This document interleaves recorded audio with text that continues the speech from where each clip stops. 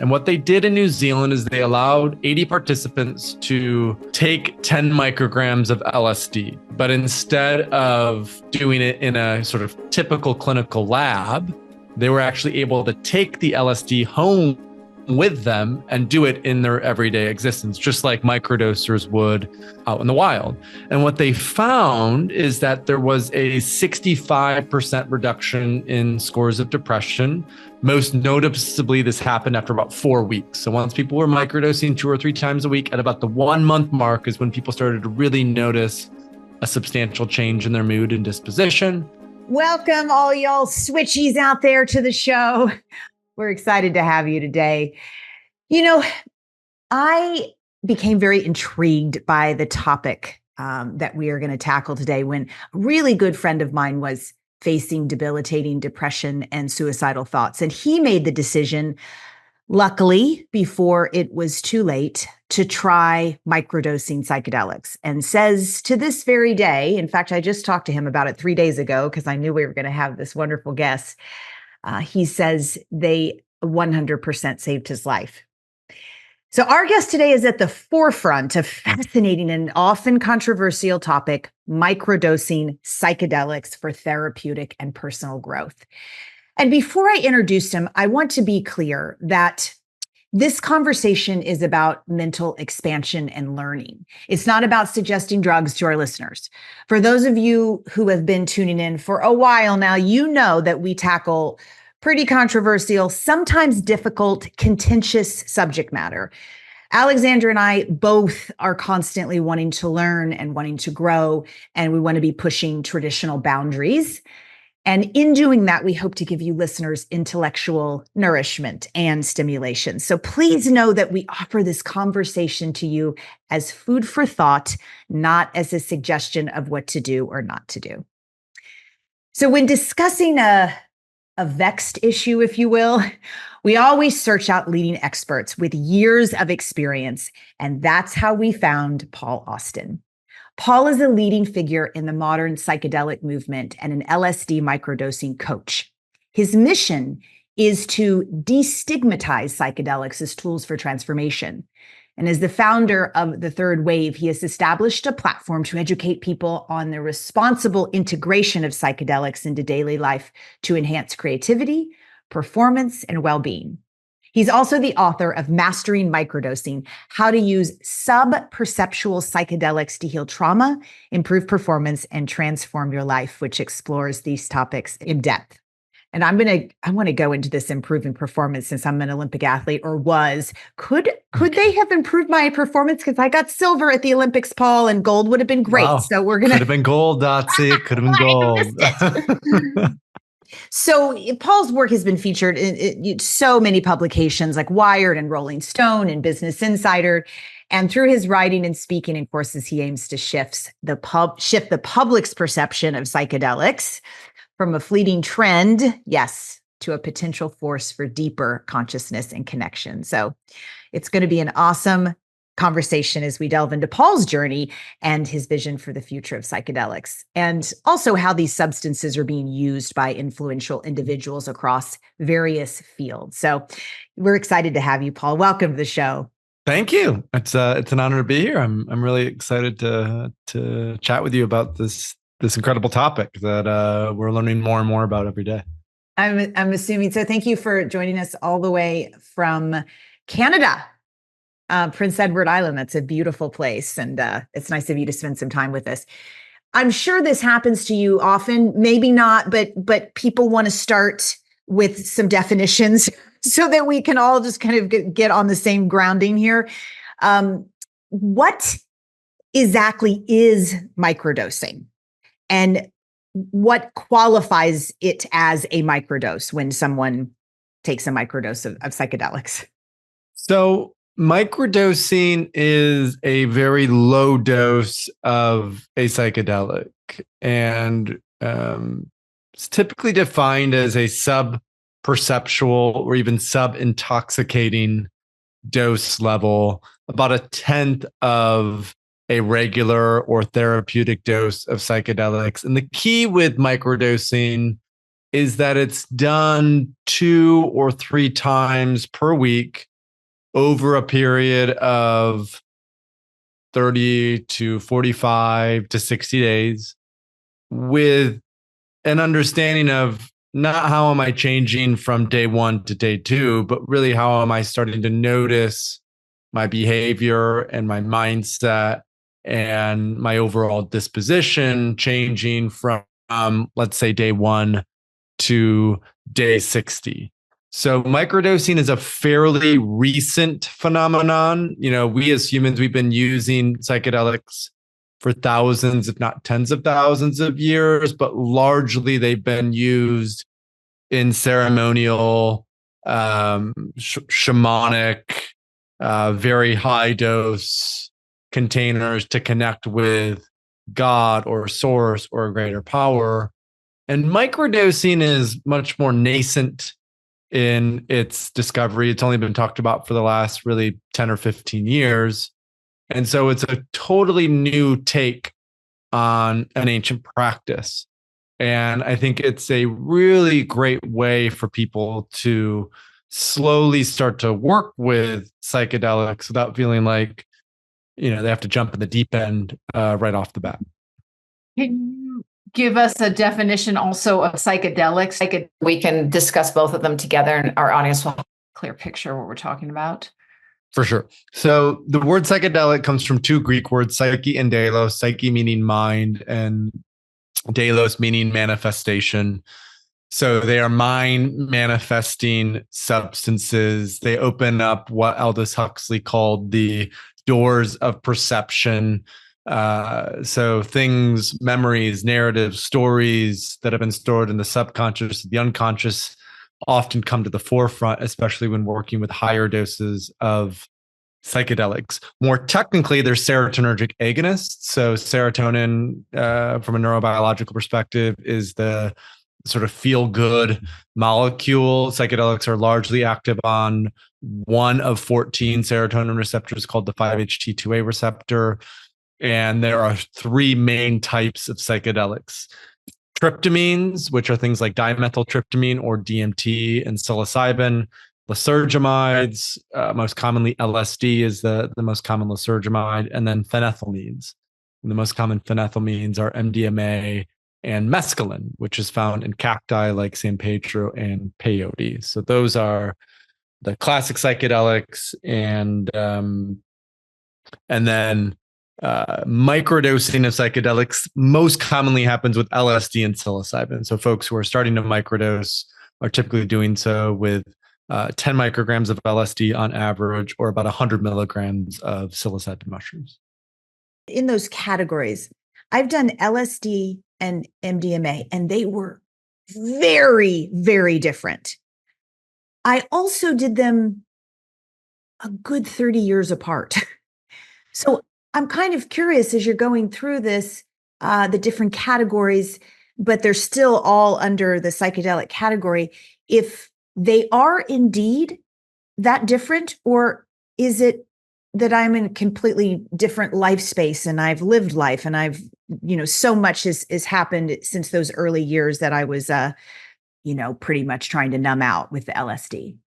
I would say there is a distinct difference between a lot of the main psychedelics, both in terms of how they impact the brain neurobiologically and also the subjective experience that someone might have while they're under it. As a very brief example of that, LSD is 12 hours. It tends to be an experience that can be anywhere from 10 to 12, if not longer, hours. Psilocybin typically lasts for only 6 hours. What people also notice is that LSD is much more cognitive.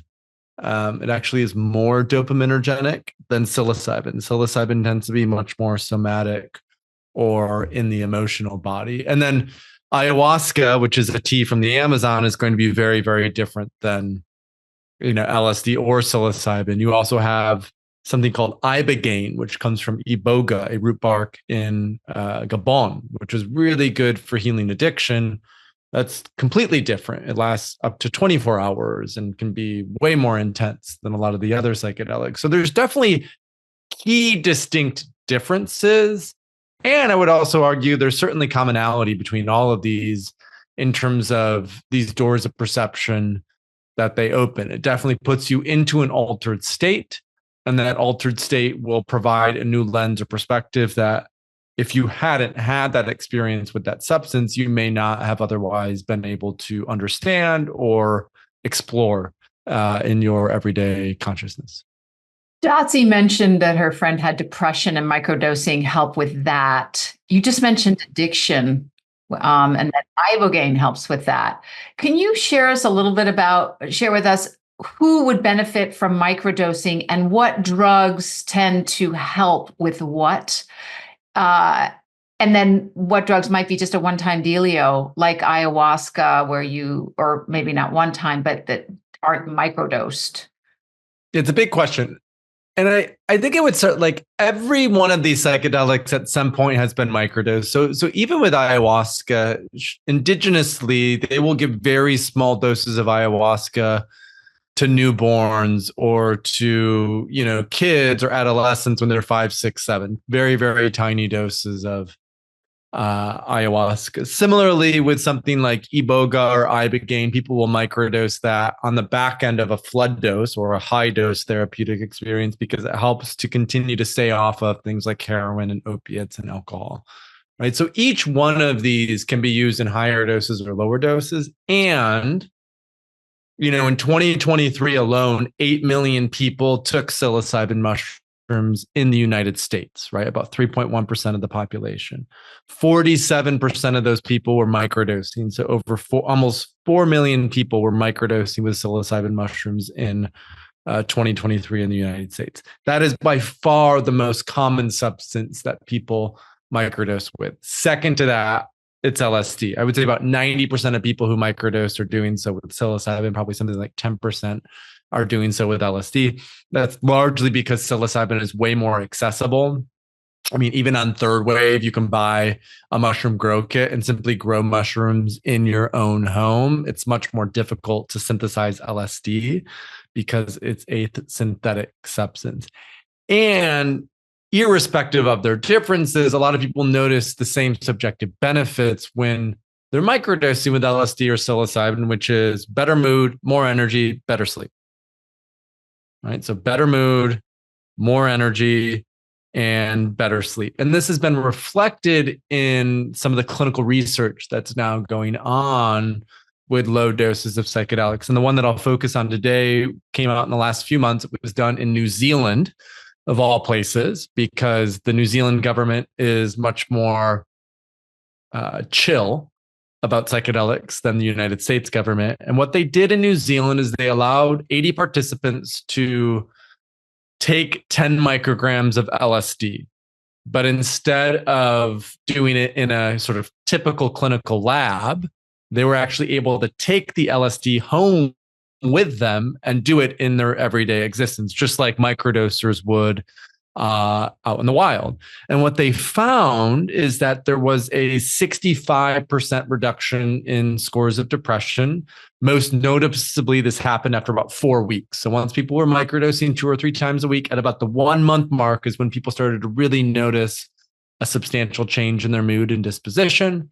And then 52% of people no longer qualified for even having depression at the end of those 8 weeks in total, because they were microdosing with LSD in total twice a week for 8 weeks.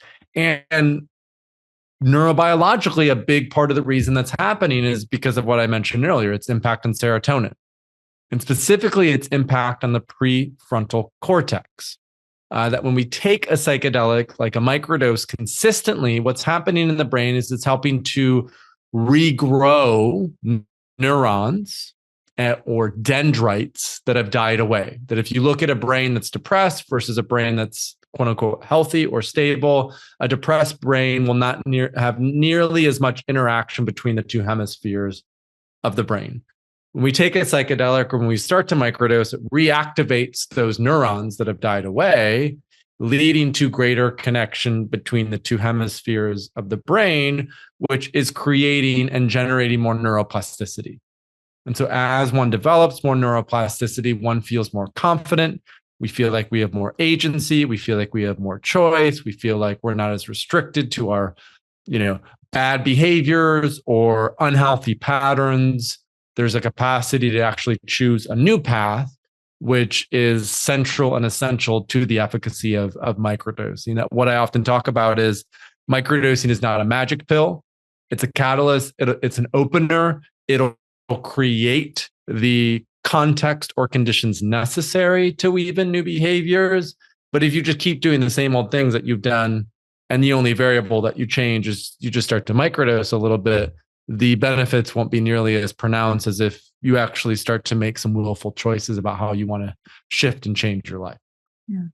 So I was really interested in the neuroplasticity part. I had a couple of questions on that, and you ran with it. And so I'm curious then, is the science behind it, or how they did the science in New Zealand, and maybe some other places they have, where they've scanned the brain before, during, and after, or just before and after, and saw the serotonin go up, and saw the neurons being reactivated and regenerated, and saw the actual plasticity change? A great question. So I'm piecing together they have done fMRI scans out of Imperial College, the world's leading psychedelic neuroscientist, Robin Carhart Harris. He was named one of Time's top 100 people to watch a couple of years ago. He's actually now at UCSF in the Bay Area. He did fMRI scans over 10 years ago, where he gave individuals a high dose of psilocybin and put them into an fMRI scan to see how it impacted their brain. And if you may have seen the interpretation of this image, which is like the brain looks like this on placebo, and the brain looks like this on psilocybin, and on psilocybin, it has all of these cross wires and connections that are going on in the brain. In addition, there's been a lot of in vitro research on the impact of psychedelics on BDNF in particular, brain-derived neurotrophic factor, which is a precursor to neuroplasticity. And there's also been research done on, when someone is microdosing, they've actually done blood work and shown, as a result of microdosing, these things have changed in the overall sort of neurochemistry pattern. So there's been a lot of research mapping on. One thing that hasn't happened yet, which I'm glad you spoke to, is they haven't necessarily done specific brain scans of individuals on a broader basis of people who are depressed, who microdose for 3 months, and then looking at the brains after that. That would be something that I think would be really interesting to develop. The challenge is, because psychedelics are Schedule I substances, it's prohibitively expensive to do research on it. So a lot of the initial research on microdosing is focusing explicitly on what subjective effects are people experiencing, so we can take that through clinical trials, because brain scans are sexy and they look great, but it's not the data that you would actually need to get a medication approved for this sort of thing. And so there will be more and more restrictions that come off. For the time being, it's still fairly limited to what, if we had this conversation in another 10 years, there will be probably 10x the amount of research that's out that there is now. But right now, because these are Schedule I substances, it's difficult to do research on them. Like for antidepressants, sometimes the body goes, "Oh, I don't need to make feel-good hormones because this drug is doing it," and the body sort of down regulates. Does that happen with microdosing? Do you have to keep it up? Is there a dependency issue? So the great thing about psychedelics compared to SSRIs like Prozac, Zoloft, and Lexapro is there's no physiological withdrawals. So if you are on SSRIs for a number of months or even years, and you try to quit cold turkey, things will often get way worse before they get better. There will be significant physiological withdrawals. With microdosing with psychedelics, there's none of that. You could microdose 2 or 3 times a week for months on end, and you could stop, and there's not going to be any sort of physiological withdrawal as a result. People do have psychological dependency, and I think this is the case for anything that makes them feel good. And so it could be microdosing, it could be running, it could be sex, it could be food, right? There's so many things that we can have psychological, and I mean, running, sex, and food, those are all somewhat physiological as well. But the psychological withdrawals from, because we're sort of in this pattern of the only reason I'm feeling good is because I'm doing this thing.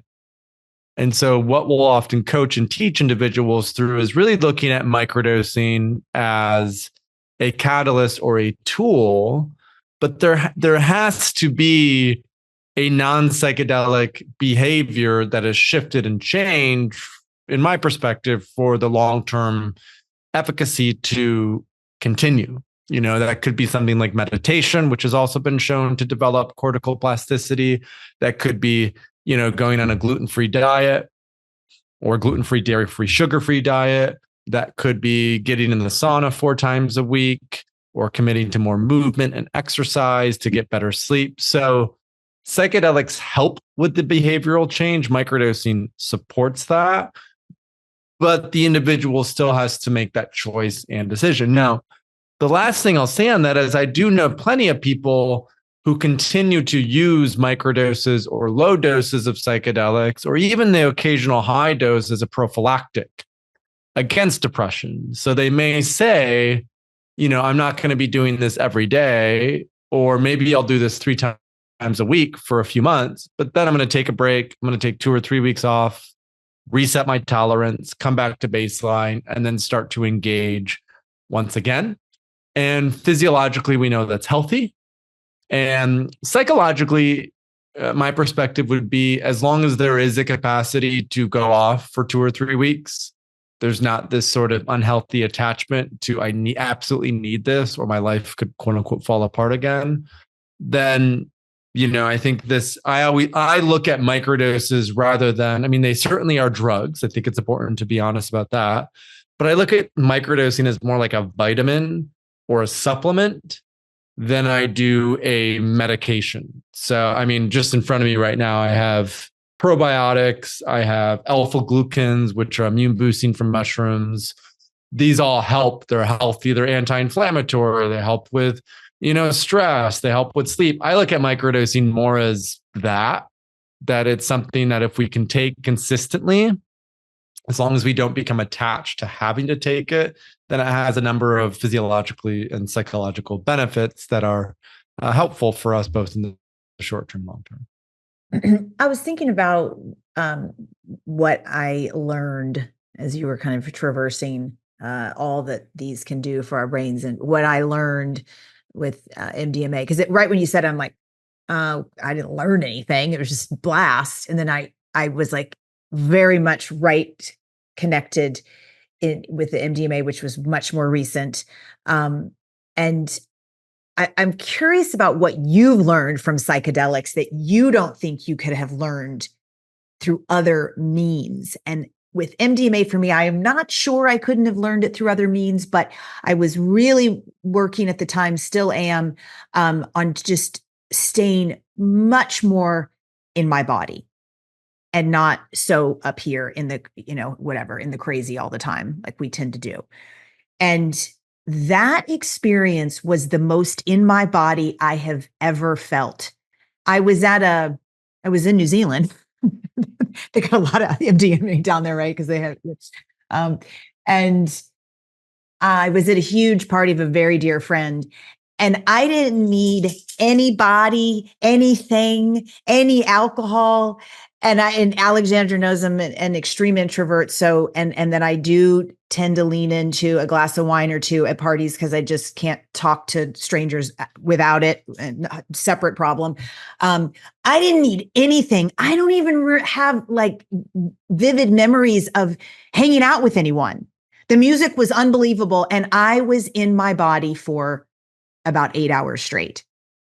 So that was long and windy, but it just, that feeling hasn't come back. And but I am still working towards searching for that on a daily basis in a good way. Like I'll remind myself when something's frustrating, just stay right here, Dotsie, stay in your body, stay in this feeling.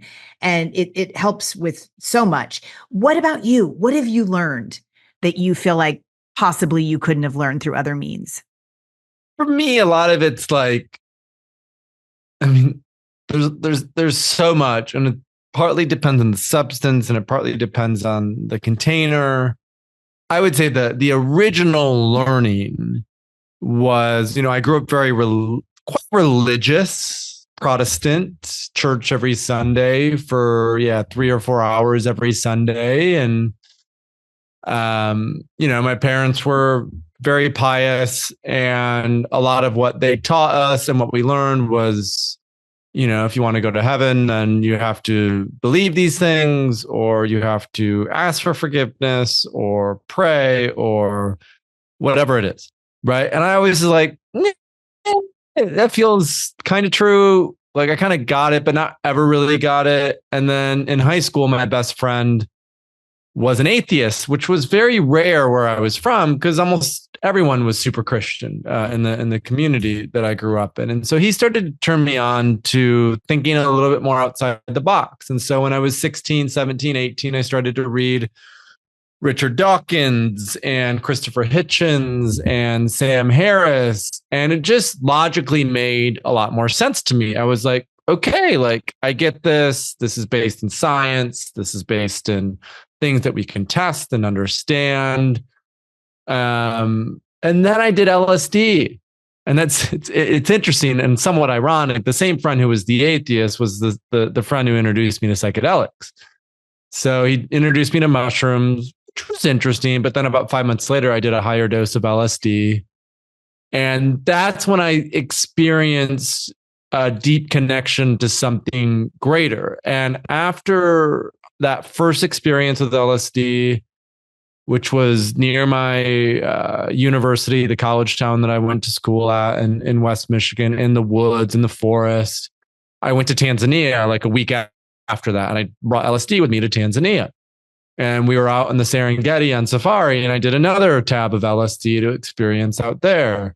And then the next 10 years, or the next basically year or two, I did LSD 10 or 15 times, usually at more moderate to high doses, not crazy high doses, but definitely not microdoses. And the sort of thing that kept coming up is there's a deeper mystery here that you can't quite explain. That deeper mystery is what all ancient religious traditions, the Vedics and the Christians and the Jews and the Hindus and the Zoroastrians, and this is what they were all trying to create some sort of context or structure around, but it was very specific to their physical geography, which is why the Jewish tradition is very similar to the Islam, which is very similar to Christianity and not Hinduism and all these others, right? They were just trying to make sense of it and create structures and principles around it, because this belief in a higher power was actually, in my understanding, useful for survival.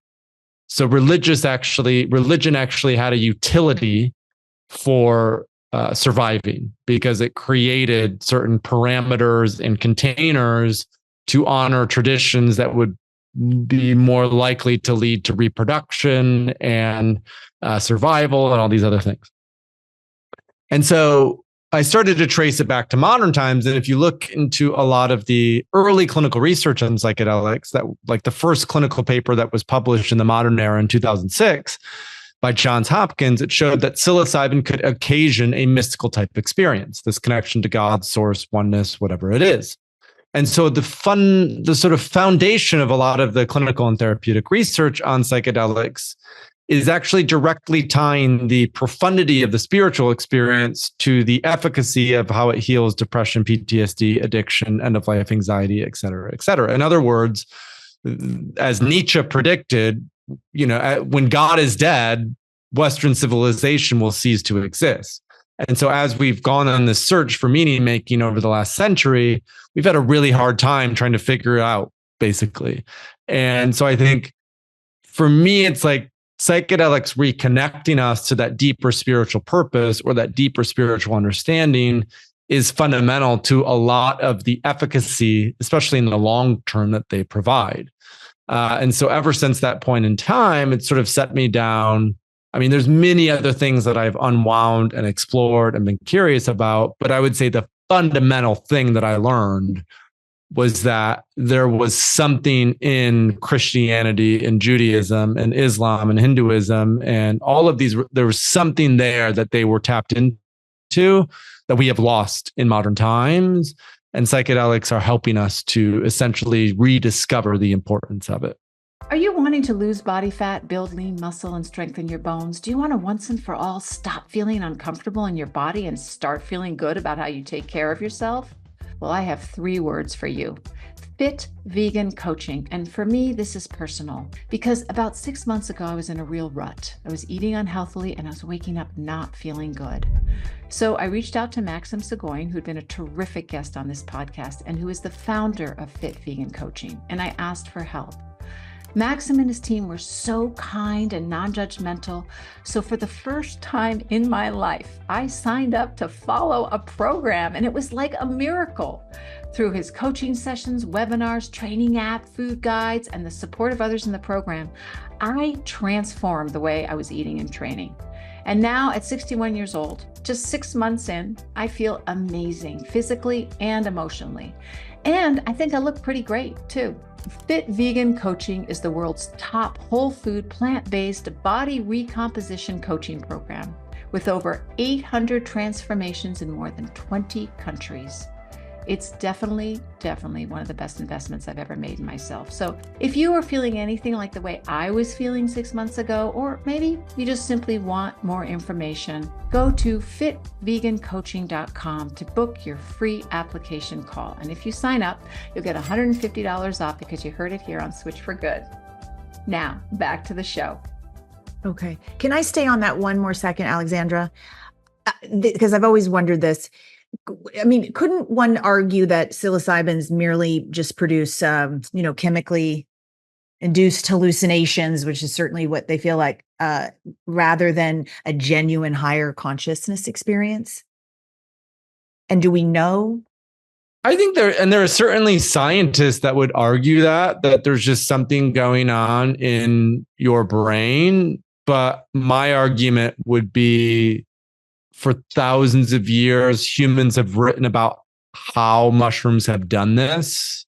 I mean, you have this in the ancient Vedic scriptures. You have this with ayahuasca in the Amazon. You have this with peyote, with the indigenous peoples of Central and North America. You even have this with people like Plato, Aristotle, and Marcus Aurelius in ancient Greece, who worked with psychedelics and talked about this experience they had. So you can make an argument that, yeah, just something biological is going on. But I think that argument would be much more an interpretation of modernity than it would be an interpretation of what actually is going on. That's my sense. Right. Because you could have both, I guess, too. Well, that's part of the bridge that a lot of psychedelic researchers and also enthusiasts like myself would argue, is that psychedelics represent this really interesting bridge between modern neuroscience and spiritual growth. That in fact, modern neuroscience was birthed by LSD. We didn't discover serotonin and its efficacy and understand it until LSD was invented. And through early LSD research is how we discovered serotonin. So I think a lot of people would argue that this hard problem of consciousness that so many people talk about, that is one of the sort of core aims of a lot of psychedelic research, is how could the interactions between psychedelics and a human brain help us to better understand consciousness as a whole. Johann Hari wrote a book, Lost Connections. Paul, I don't know if you've read it, but it does have the same theory of what you're talking about, which is that a lot of our sadness and compulsions, et cetera, come from not being connected to other people or to a greater spirit, to our spirit, ultimately. He's talking a lot about SSRIs and things because that's what he's using. But yeah, your point is very, very interesting. Good question, Dotsie. I wanted to know who would come to you for microdosing, and how do you aim? Yeah, I guess that's better, because you've already talked about how it helps you connect to spirituality. So who would come to you for microdosing, and what drugs would specifically match with things like creativity, anxiety, addiction, performance, etc.? More practical. As Dotsie knows, I'm very practical. I like to know the nuts and bolts. This is good. definitely good to cover. So I would say there are like three main categories of people who are interested in microdosing. One are the people like myself, founders, entrepreneurs, creatives, people who are interested in performance, flow, productivity, right? Where things feel pretty good, but they know there's another level. They're looking for further enhancement. They're curious, they're seekers, they want to explore more. And there's also sort of a, let's say, professional or focus or personal development focus.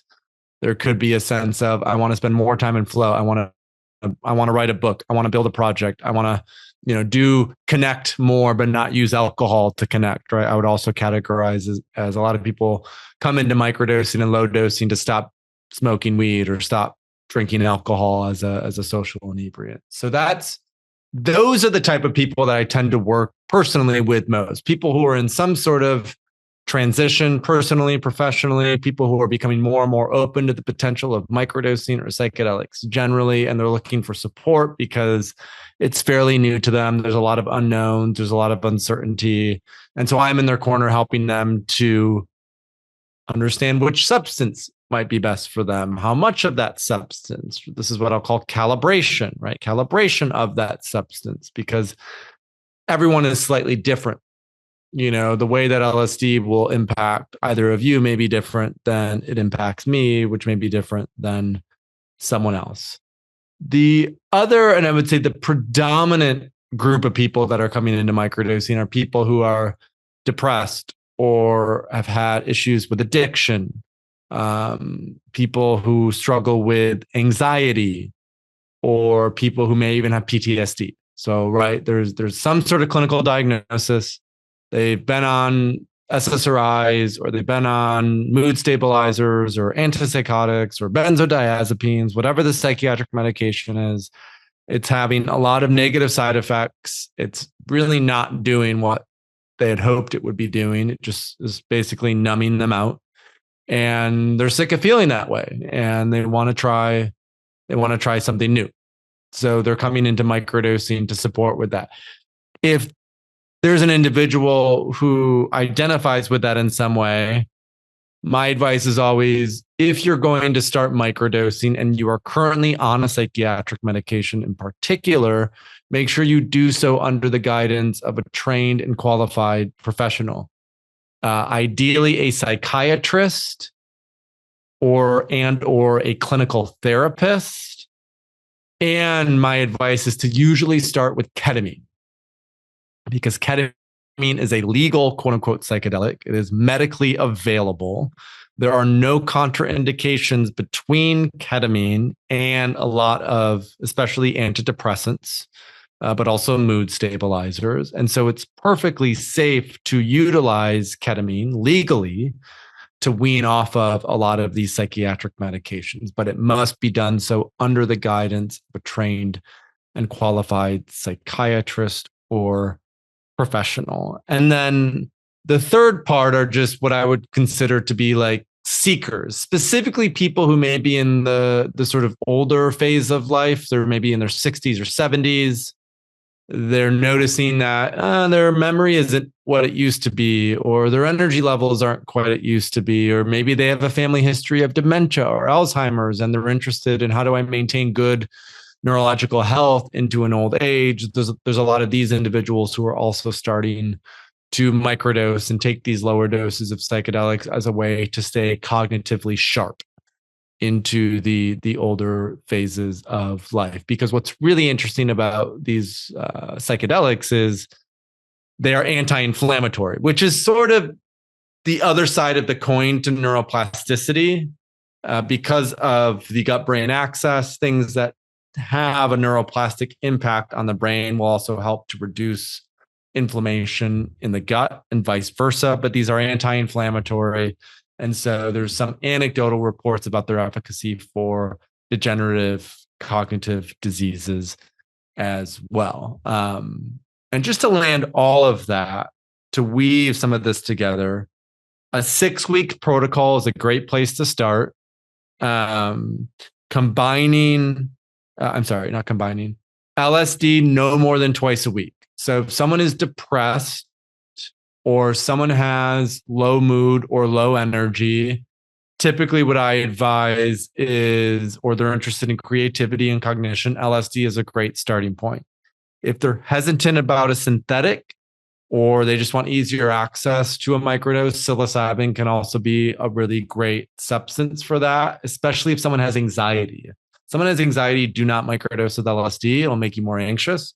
Psilocybin might be better for that. And then, as I mentioned before, if someone is on psychiatric medications, to start with ketamine as that first substance, and you can low dose that. You can take low doses of ketamine. You can also do high doses of ketamine through IV or IM. But if someone is on those psychiatric medications, usually what I advise as a first step is ketamine to get off of those. And then once off psychiatric medications, then potentially opening up to exploring psilocybin or LSD. If you just talk about ketamine, because I heard you on your podcast talking about it. And, of course, a lot of people listening now would think of Matthew Perry, and he took ketamine. Can you help us feel more comfortable with the drug after hearing the Matthew Perry story? Yeah, it's really been in the news lately. So ketamine's an anesthetic. It's been used since the 1960s as an anesthetic, specifically in emergency rooms. It's one of the safest anesthetics that can be used. In the late 90s, early 2000s, its antidepressant properties started to become more, we started to become more aware of it. Doctors were putting their patients under with ketamine for surgery. And then the patients were like, okay, the surgery went well, but I'm not depressed anymore either. Like, what's going on? And so there started to be more and more clinical research on ketamine. In, I believe, 2019, Johnson & Johnson received FDA approval for S-ketamine, which is a type of ketamine for depression. And so there is now an FDA-approved version of ketamine to treat depression. And because ketamine is so widely used as an anesthetic, it is a Schedule III substance, meaning it can be prescribed off-label. And so this brings us to the point in 2020, when COVID hit, there was something passed called the Ryan-Haight Act, which allowed for the virtual prescription of substances like Adderall and Ritalin and antidepressants and also ketamine. And so in 2020, all of these telemedicine ketamine platforms started to pop up. And so now you can set up a Zoom with a licensed clinical professional. You can get prescribed ketamine for basically anything under the sun. It's basically like medical marijuana. And then they'll ship ketamine to your home and you can utilize it. And so what's coming up more and more in the awareness around ketamine is that it does have a higher abuse potential than the classic psychedelics. So ketamine, it does not interact in the brain the same way as psilocybin, LSD, and all these other psychedelics we've talked about. It acts on the glutamate receptors. It's a very different type of experience. It's much shorter. It's typically in 1 hour to 2 hours rather than being 6 to 8 to 10 hours. And it is technically a dissociative. So it leads to this state called a K-hole, where you essentially can't move your body if you take a high enough dose, which is why it's important that it's done not in a pool. And so this was the challenge with the Matthew Perry case, is you never want to do ketamine in a pool. You basically can't die from taking too much ketamine. Physiologically, it's very safe. It's not like alcohol, where if you drink enough alcohol, you can actually physically die from drinking too much alcohol, or other psychiatric pills that are also fully legal. The challenge with ketamine, and the thing that happens the most, the reason why people die while they're on ketamine, is because they are in a bathtub or they are in a hot tub or a pool. Never go in water when you're on ketamine. And so a lot of even the media headlines around the Matthew Perry case have been, as a lot of media headlines are, extremely misleading, because they essentially said ketamine led to Matthew Perry's death, when in fact, ketamine can't kill you. Matthew Perry died because he drowned, and he was on ketamine at that point in time. And he drowned because he took such a high dose that he couldn't move. And so he had no capacity to swim out of the water at that point in time. So all that to say, Ketamine is a great bridge substance, especially for people who are on psychiatric medications. It has a higher abuse potential, so people should be aware of that, especially if they have a background of addiction. And in my personal opinion, the classic psychedelics, especially the plant medicines like psilocybin and ayahuasca and San Pedro, are much healthier substances to work with over the long term for various reasons. So in the practical application of all of this, and the friend that I mentioned at the top of the show, who was experiencing debilitating depression, and this helped a lot. He used a like a shaman type of person who's done this, many times and is kind of held people's hand through these journeys. What, if somebody were to call you and say, I have this, and this, I want to work on this, and this, what, do you go with people like out to the desert and, this is applied, or is it just some kind of coaching along the way? Because some of them, as you've mentioned, is it, the prescription is 2 to 3 times a week of the microdosing. Is it just phone calls, or what does this look like for people to be guided? So I would say most of my work is in training other coaches and practitioners. So in the last 3 years, I've trained 300 coaches and practitioners in what I call the skill of psychedelics. And so 2 or 3 times a year, I lead a group. We all go down to Costa Rica. There's 30 to 35 of us. And I guide them through what I call an intensive with psilocybin. And so a lot of my work is more so I'm training coaches to go out and support people as they're working in psychedelics. That practitioner training container, it's more so for like executive coaches, health and wellness coaches, life and relationship coaches. We have some clinicians, therapists, and other medical professionals who are sort of tired of the restrictions of the clinical model and want to expand, outside of that. And then we have quite a few people who are transitioning out of corporate, have had a profound experience in psychedelics, and they want to engage in this further from a professional lens and perspective. And so in that training program, we talk about, well, what are these frameworks, right? How do we work with a client? What medicine is appropriate? Is it MDMA? Is it ketamine? Is it psilocybin? Is it 5-MeO-DMT, which is another very intense psychedelic, right? What's the trajectory that you're guiding them on? Is this a 6-month container where you're saying, okay, we're going to spend the first couple months getting to know one another, establishing trust. I want to better understand you. We'll start with a microdosing protocol to start so you can start to microdose with this. A lot of microdoses now are very easy to get. On Third Wave, we have a sourcing guide that'll sort of walk you through that process. I mentioned our mushroom grow kit. Although these are still highly illegal, they're in this weird gray area where the DEA no longer really cares about psilocybin and psychedelics. So you can go online and buy mushrooms in encapsulated doses or chocolate bars really easily. And then sometimes it's only microdosing that the clients are interested in. And they're just like, I want to commit to this. I want to learn this. Oftentimes, some clients will want to do a high dose as well. So as a coach, I may say, okay, we're going to spend the first month establishing trust, right? Preparing you.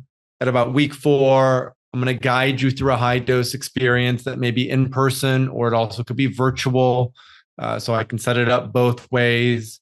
The medicine will be different depending on if it's virtual or in person, the amount of the medicine, but virtual or in person.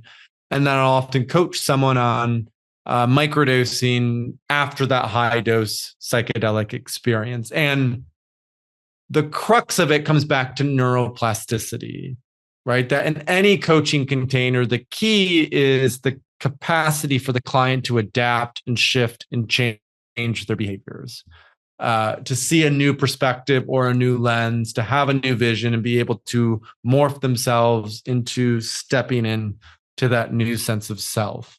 And so what psychedelics do is they reopen something called the critical learning period, right? The critical learning period is most commonly been used when talking about how children, toddlers learn new languages, that when their brain, is super, super young, 3, 4, 5 years old, they absorb information like a sponge. And what we know from these fMRI scans that I mentioned earlier is that when we do a high dose of a psychedelic, it temporarily brings our brain back into the same state of a 5-year-old brain. It reopens that critical learning period. For LSD and psilocybin, anywhere from 2 to 3 weeks. And so the key then is what new shifts and behaviors can be woven in during that critical learning period when the brain is really plastic, when the brain is really malleable. And then how can microdosing help to elongate that critical learning period? Because to establish a new habit takes at least 45 days. And so 3 weeks is great. But if we have a full 45 days of this more open window of neuroplasticity, that's phenomenally helpful for any coach or practitioner or therapist who is helping their client to unwind and repattern a lot of the dysfunctional practices and behaviors that got them into this place, into this mess in the first place. I'm so glad you're talking about transformation, because I always ask folks, like after they've taken drugs, like, what did you learn? And they're usually not able, like Dotsie asked you, they're not able to articulate that. But I do have 3, my sister, my sister-in-law, and a very close old friend of mine all did ayahuasca, and they reported, well, Wendy said, my sister-in-law, life-changing. My sister said it helped her get rid of shame. And my other friend was just absolutely, like, his heart was open. And I checked in with him a year later, and he said he still has the effects of that one experience. So thank you. But it sounds like having a coach like you would actually really help, and that it would be so that people can not only physically feel the change, but actually learn how to change their habits in their life and their perspective. Well, and it goes back to this, nature versus nurture conversation, right? That some people would argue, oh, you are what your genes tell you are. And we know now that's not necessarily true because of the study of epigenetics, that we can actually change the way that our genes transmit and show up by the practices and behaviors that we choose to engage in. Or some people will believe, oh, this is how I was raised. This is the environment that I was raised in. This is the structure that my life is currently in. And they go, I can't change that. I'm stuck.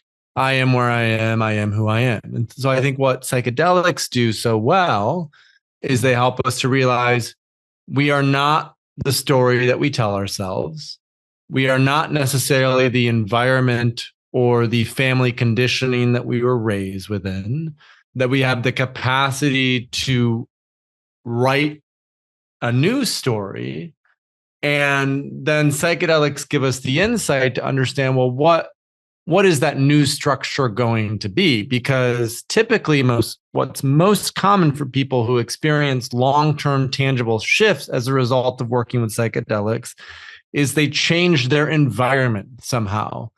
They broke up with the toxic partner. They quit the toxic job. They stopped eating the toxic food. They made actual substantive changes to their lives that created a much healthier environment for them to exist in. And so it always starts from within. We always have to change from within. That's the only thing that we can really own and take responsibility for. But if we don't do the active work to change the external as well, then we'll still have all the same signals saying to us, don't change, don't do anything different, right? We need to actually be proactive in shifting that if we're to experience true, tangible, lasting transformation. So where can people find you? So Third Wave is a great starting point, thethirdwave.co. So thethirdwave.co, or just Google Third Wave Microdosing or Third Wave Psychedelics. We've hosted a podcast for many years, so that would be a great resource to check out. We have a bunch of really great free resources. We have an email list or a newsletter that folks can sign up for to stay up to date. And then I'm on social media at Paul Austin 3W. I'm mostly on Instagram, LinkedIn, and Twitter.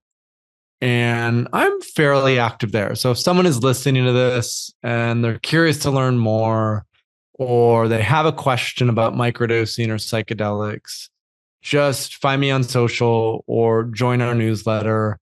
And then if folks do want to do a deeper dive, Mastering Microdosing, which is the book that Dotsie mentioned in the beginning, is also a really great resource to check out as well.